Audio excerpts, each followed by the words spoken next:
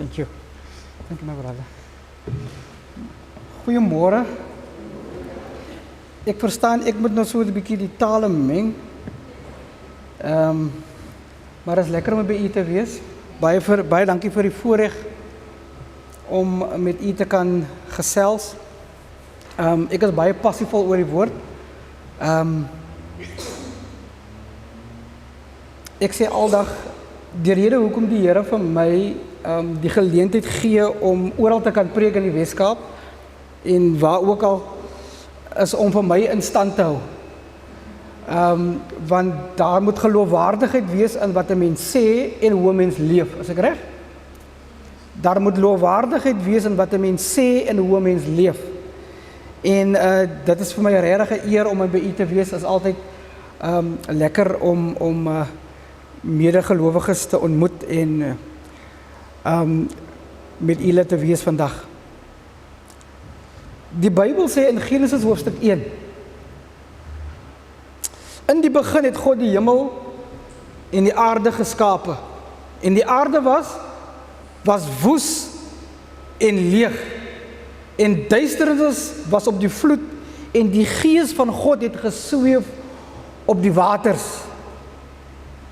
En hoor gou mooi wat sê vers 3.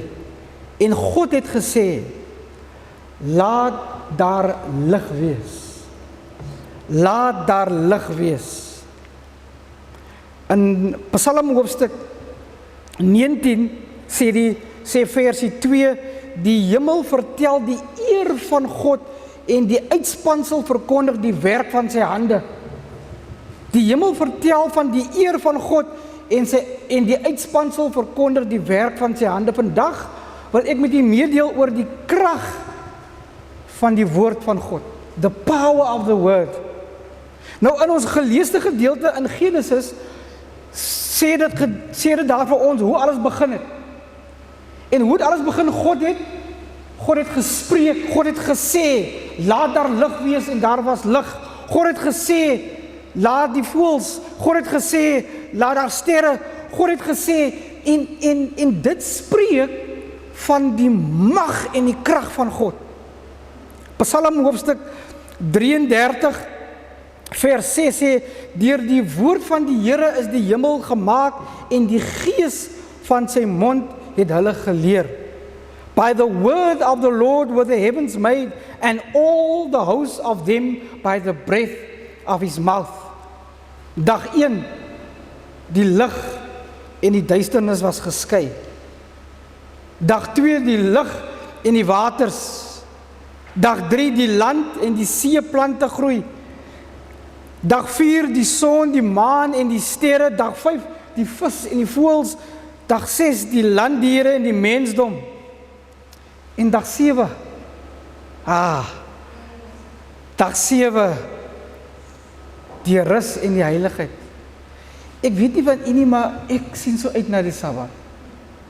My seun het nou begin werk, hy het gekwalifiseer as 'n onderwyser, en hy het nou begin werk, en dit gaan 'n bietjie rof op die skool. Hy is daar in Blackheath Secondary School, and every evening when we drive home, there is always a story to tell. And one Friday afternoon, I didn't go fetch him, a friend of mine went to fetch him. There was shooting on the premises of the school. Gangsters was on there. And he had to make sure that all the kids are well, the whole school. And last night, as we were worshiping opening Sabbath, we spoke about how God will allow certain things. So we prayed for him to be at a certain school. And the Lord opened this door for him to go to Blackheath High School. Now with all that is happening with gangsterism, the children are not children anymore. Let me tell you, he tells me stories. There is a boy that is in his class that he actually is a worker and he's just come to school so now and again. And there is a lot of gangsterism, there's a lot of violence, and he needs to give class to students who is disruptive and rude and abrupt. And last night as we were opening Sabbath, we were speaking about this. Why would the Lord open that door for you? And you know what my son said? Maybe this is the way that the Lord wants to build my character. You know, and sometimes this happens to us. The Lord is busy building our characters. Hoor gou mooi wat sê die woord in Hebreërs hoofstuk 4 vers 12, want die woord van God is lewend en kragtig en skerper as enige tweesnydende swaard en dring deur tot die beskeiding, tot die skeiding van die siel en die gees en van die gewrigte en die murg en is 'n beoordelaar van die oorlegginge en gedagtes van die hart. Dit is wat die woord doen. Die woord skep nie net nie.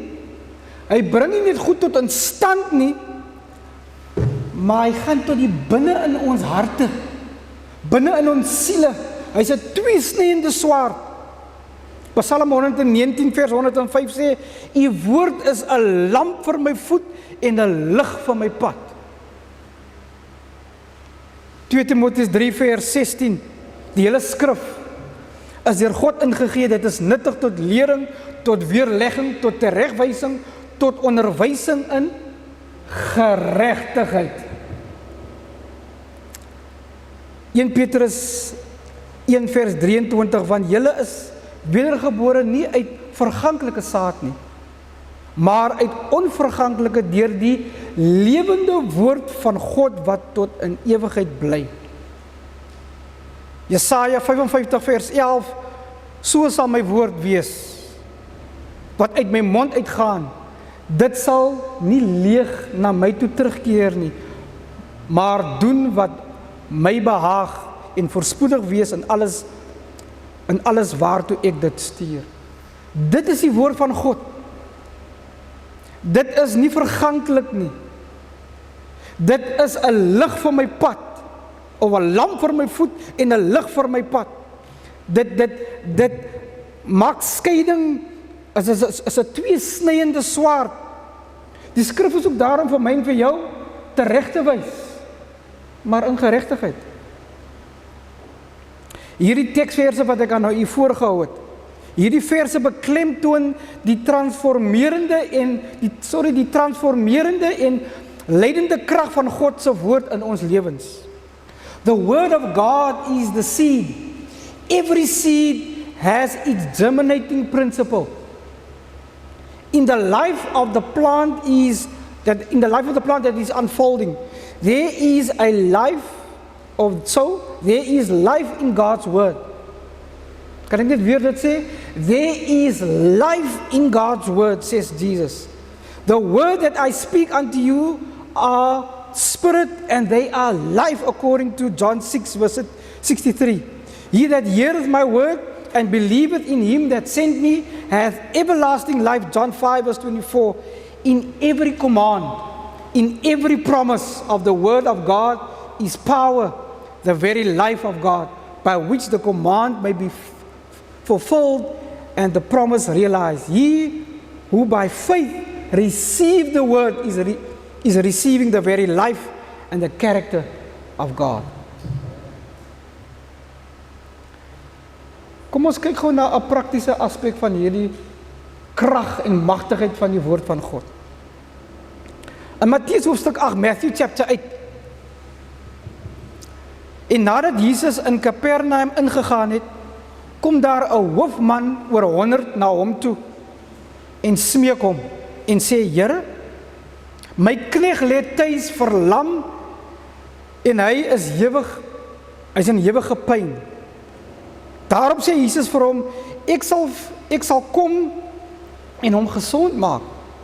Hoor gou mooi, vers 8.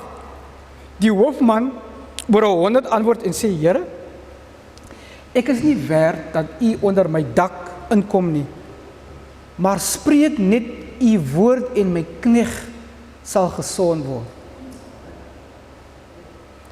The Lord is now on his way to be of aid to this centurion. And the centurion said, Lord, you don't have to come to my house. Just say the word. Spreek net die woord en die knegg sal gesond word. Hoor wat sê Jesus van hierdie centurion, van hierdie hoofman. Nou, kwalifiseer gou vir my, wie is hierdie hoofman? Hy is 'n Romeinse soldaat, hy's 'n ongelowige, hy's 'n heiden.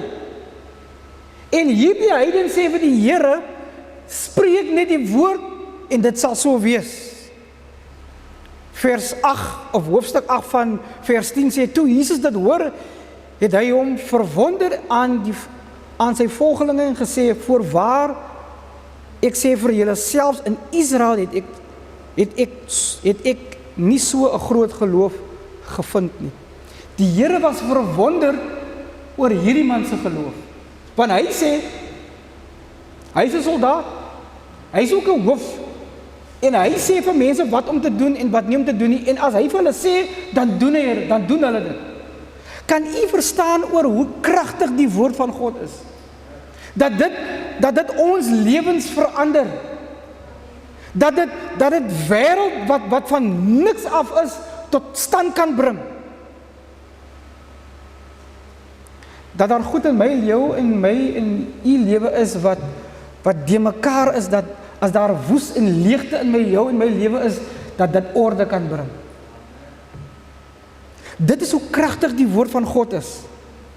En hier het ons 'n voorbeeld van hierdie man, van hierdie heiden, hierdie centurion, Romeinse offisier, wat geglo het, Here, spreek net die woord. In Lukas hoofstuk 7 sê die centurion, sê dit met 'n woord en my knegg sal gesond word.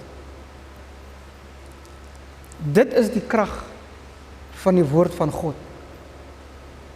Maar hoe ontwikkel ons hierdie woord? Romeine 10 vers 17 sê, die geloof is dus uit die gehoor, en die gehoor is deur die woord van God.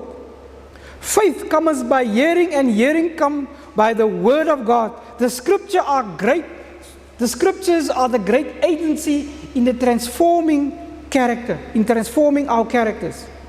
Christ prayed, sanctify them through thy truth, thy word is truth. John 17 verse 17. If studied and obeyed, the word of God works in the heart, subduing unholy attributes. The Holy Spirit comes to convict of sin, and the faith that springs up in the heart works by love to Christ, conforming us in body, soul, and spirit to His own image. Then God can use us to do His will. The power given us works within outwardly, leading us to communicate to others the truth that has been communicated to us. Die waarheid wat ek in u leef, is nie net 'n boekekennis nie, maar dit is kennis wat nou oorgaan in aksie, en nou sien 'n man, 'n vrou, die kinders by die skool, jou vriende, hulle sien dat jou gedrag is anders. Jou manier van dinge doen is anders. There's a different way that you speak, there's a different way that you act, because the word of God is not just words, but it is now living inside you, and it transforms you. You wanted to maybe to say something. You wanted to act out of character, but then, the Spirit calm you down. Matteus 4 vers 4. Maar hy antwoord en sê, daar staan geskrywe, die mens sal nie van brood alleen lewe nie, maar van elke woord wat uit die mond van God uitgaan. Sien Christus se sukses toe hy daar in die woestyn was vir 40 dae en vir 40 nagte wat hy nie geëet het nie. Sy sukses was, daar staan geskrywe. Kan u sien hoe kragtig die woord is? Dat selfs in ons aptyd, dat dit vir ons rigting aangee. Dat dit vir ons rigting aangee om te glo, so sê die Here van die leerskare, dat 'n man of 'n vrou sal nie net leef, maar van elke woord wat uit die mond van God uitkom. Daar is hierdie pragtige lied in ons gesangboek, breek U die lewensbrood vir my, o Heer, soos vermenigte eens by die meer.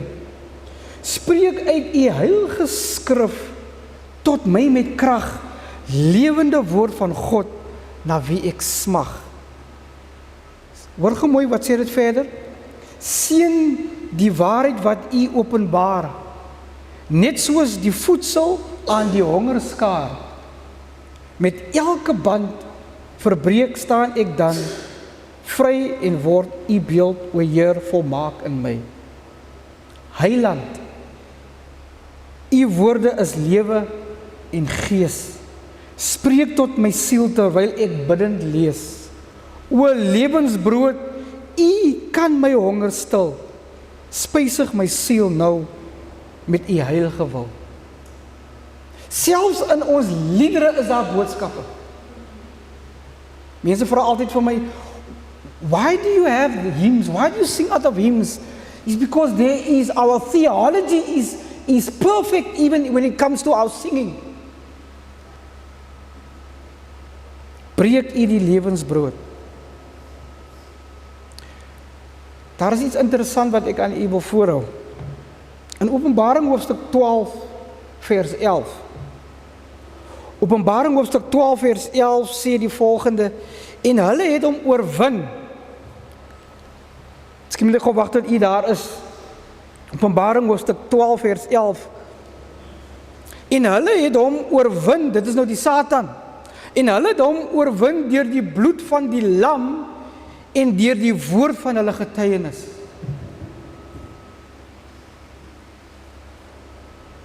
Ek lees weer in u gehoor. En hulle het hom oorwin deur die bloed van die lam, deur die woord van hulle getuienis, en hulle het tot die dood toe hulle lewe nie lief gehad. As u by die punt, is ek by die punt, is ons by die punt waar ons lewe sal gee vir dit wat die Here van my en u verwag. Van hier staan dit baie duidelik dat deur hulle woord van hulle getuienis. How is your witness? How is your testimony, by the way? May I ask very openly here, how is your testimony? Is jou woord iets werd? Want ek onthou, 'n hele paar jaar terug was ons bekend as Adventiste, mense van die boek. Mense wat nie net die Bybel geken het nie, maar wat ook die Bybelse beginsels uitgeleef het. En die Here wil hê ons moet hierdie beginsels nie net ken nie, ons moet nie net weet van die Sabbat nie, maar ons moet ook mense wees wat heilig is op die Sabbat. Ek sê aldag dat die dag is geheilig, die dag is geheilig, ja, maar wat van die mense van die dag, is hulle geheilig? And God wants one from us to live a life that is in harmony with His will.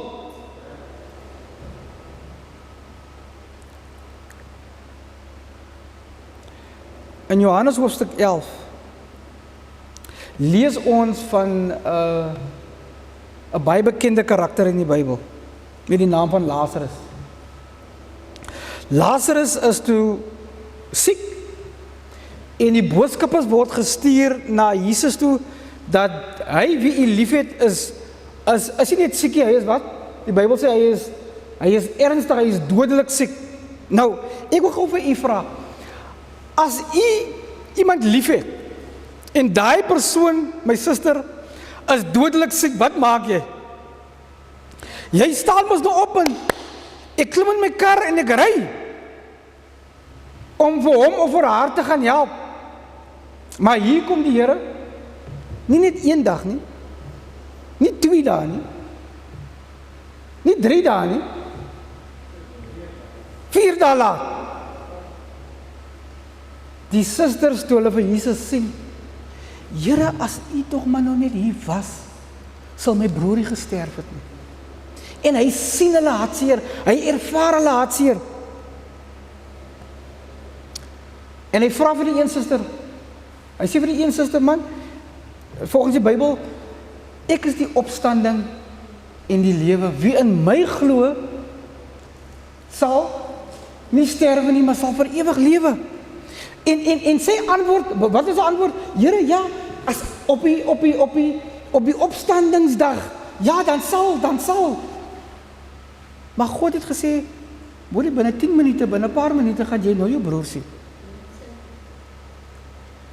Ek wil aan die voorhou, vers 11, of hoofstuk 11, vers 43.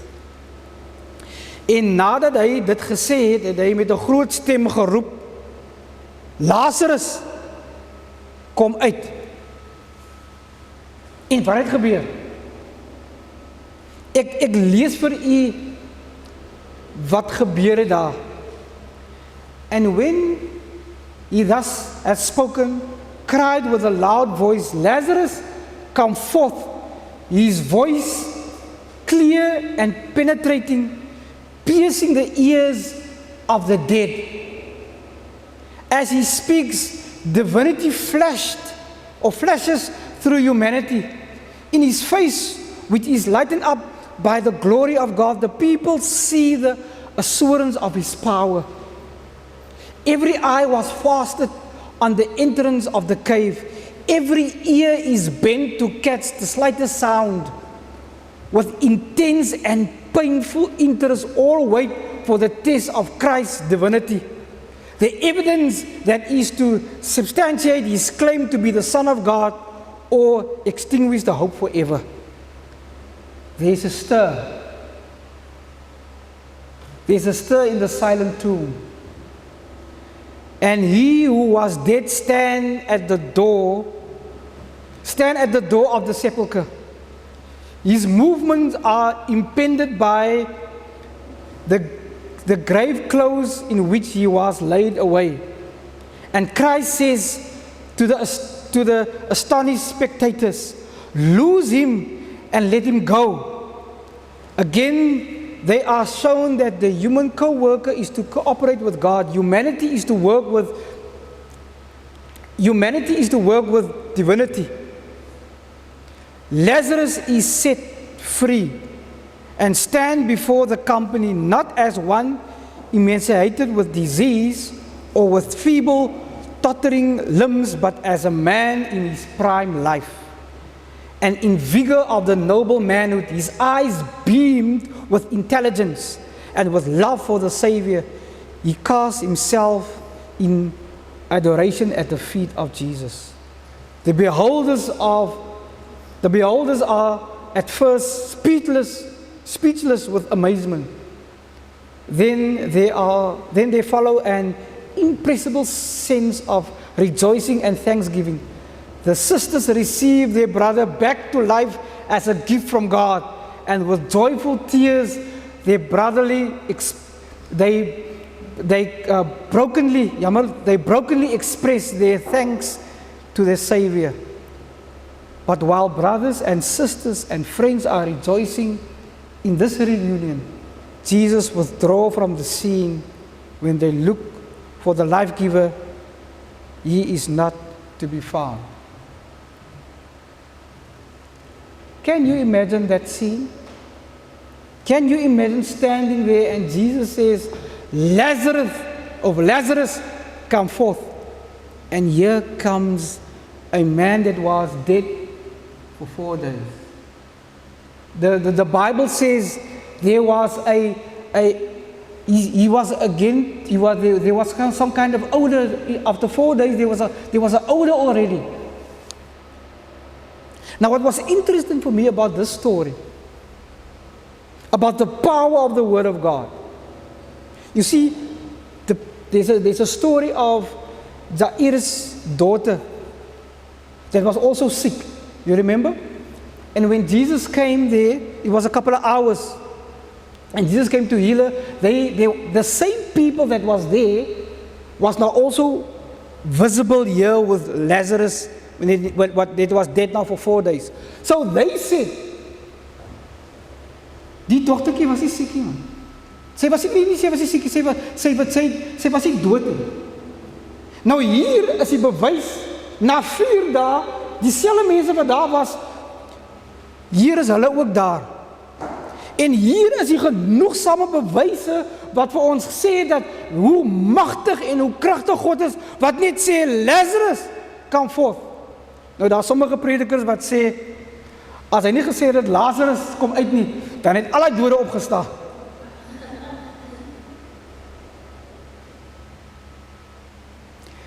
Maar ek wil aan die voorhou, terwyl ek afeindig. Meer as net die woord wat kragtig en magtig is, hou ek die volgende aan u voor. Ons het nou gehoor van hoe kragtig en hoe magtig die woord is, wat wêrelde tot stand bring. As God gespreek het, laat daar lig wees, daar was lig. As God gesê het, die dode moet opstaan, dan staan die dode op. Ons weet selfs in my en jou lewe van, toe God spreek, toe kom maar lewe, en dit is hoekom ons vandag hier sit. Wil ek aan u voorhou, hierdie volgende gedeelte. In die begin was die woord, en die woord was by God, en die woord was God, en hy was in die begin by God. En alle dinge het deur hom ontstaan, en sonder hom het nie een ding ontstaan wat ontstaan het nie. In hom was die lewe, en die lewe was die lig van die mense. En die lig skyn in die duisternis, en die duisternis het dit nie oorweldig nie. Amen. Daar was 'n man wat van God gestuur is. So, nou hoor ons van wie Christus is. Dat hy in 'n donker wêreld ingekom het, en hy was die lig gewees. Hy het die lig wat kom wys het wie God werklik is. Dan daar was 'n man wat God gestuur het. Vers 1 Johannes 1 of Johannes 1 vers 6. Daar was 'n man van God wat gestuur is, wie se naam Johannes was. Hy het tot 'n getuienis gekom om van die lig te getuig, sodat almal deur hom sou glo. Hy was nie die lig nie, sê die Bybel, maar hy moes van die lig getuig, die waaragtige lig wat elke mens verlig, was aan hom, was aan die kom in die wêreld. Wie is ons? Is ons nie die spreekwoordelike Johannes wat moet kom? Om mense te verwys, kyk, hierdie kerk, this church came into existence to show who Christ is. Net soos Johannes gekom het om te wys wie Christus is hierdie kerk in beweging gebring om mense te wys wie Christus is. Net soos Johannes gesê het, daar is die lam van God wat die sonde wat die sonde van die wêreld af wegneem, het ons gekom om mense te wys wie Christus is. En hier sit ons in 'n kerk. Hier sit ons in 'n beweging wat dit kom doen. My vraag is u getrou aan daardie roeping? Is u getrou om mense te wys, nie na die Sabbat nie, maar van die Here van die Sabbat? Is u getrou om mense te wys wat en wie God is? Veral wanneer mense jou stief behandel. Veral as dinge nie reg loop in ons lewens nie. Hoe is my en u lewenswandel as ons sê, maar ek glo wat die Here sê en ek doen wat God van my verwag? Want dit is hoekom ons geroep is. My broer en my suster, ons is in 'n donker wêreld. Ons het nou vanoggend gehoor hier in die Sabbatskool van ons huisgesinne. Wat maak 'n gemeenskap op? Dan goed dit hier in Robertson. 'n gemeenskap word opgemaak van mense wat in huise bly, is ek reg? Gesinne. Nou as die gesinne nie reg is, gaan ons gemeenskap nie reg is nie, is ek reg? Nou, maak gewoon net die sommetjies. Kyk gewoon net wat in Robertson aangaan. Ek kan praat van my daar wat van die Parel afkom. Kyk nie wat in die Parel, kom ons maak dit baie duidelik, kom ons kyk wat in die wêreld aangaan. Daar is nie rus en daar is nie vrede nie. Dit wil vir my sê, ons huise is nie reg nie. En my en u evangeliewerk is hoe ons daar in die huise is. Kan u kind sien, kan u kinders sien dat mommy en daddy is lief vir mekaar? Want die huis moet 'n haven wees. Moet 'n haven wees van ek kan nie wag om by die huis te kom nie, maar ek wil vir u sê daar's baie kinders. My seun sê dit vir my. Hy's nou daar by die skool. Dad, many of the children don't want to go home.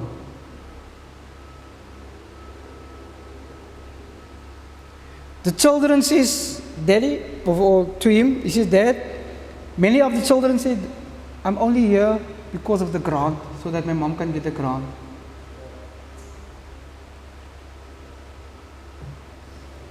Folk, we're living in very serious times. Ons moet die mense na die lig toe verwys.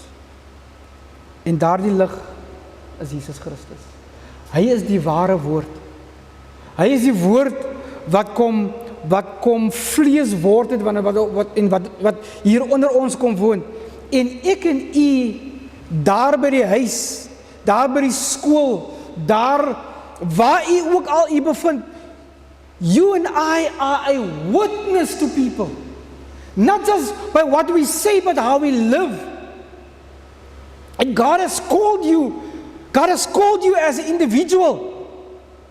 If you are in primary school or in high school, if you are old, if you are retired, God has called you for a time such as this.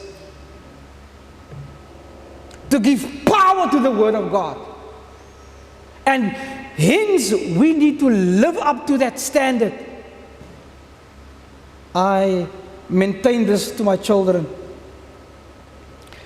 You know, the standard that God has for us is very high. But the wonderful thing about what we discussed in the lesson this morning is that standard is so high that we know that we fall short of the glory of God.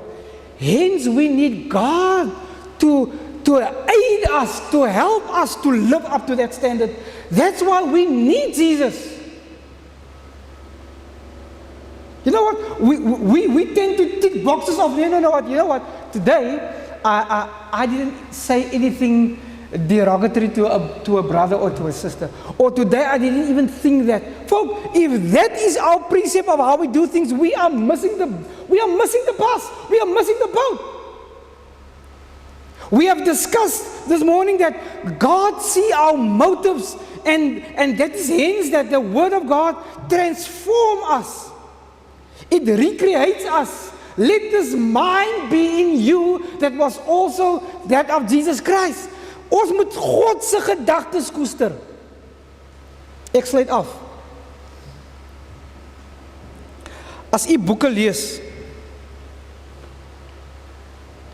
jy mos nou die gedagtes en die goed van daardie persoon wat hy ondervind of sy ondervind.